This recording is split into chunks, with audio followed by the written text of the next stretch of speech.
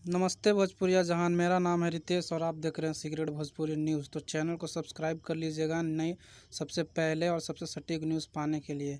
मोहब्बत पे भारी नौकरी सरकारी, मोहब्बत पे भारी नौकरी सरकारी।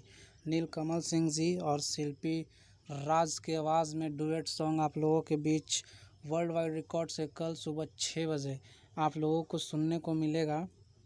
इसमें फिट हैं सबा खान और बहुत ही प्यारा गाना होगा, क्योंकि नीलकमल सिंह जी का तो मैटर आप लोग जानबे करते हैं कि इतना हिट मैटर लाते हैं, बताने की ज़रूरत नहीं है।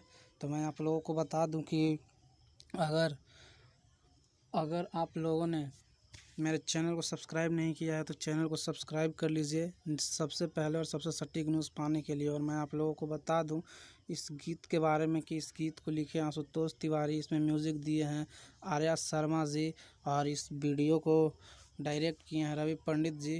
और बहुत ही प्यारा गाना है। मैं आप लोगों को बता दूं कि कल सुबह 6 बजे वर्ल्ड वाइड रिकॉर्ड से रिलीज़ होगा, तो सुनना नहीं भूलिएगा और अपना प्यार आशीर्वाद बनाए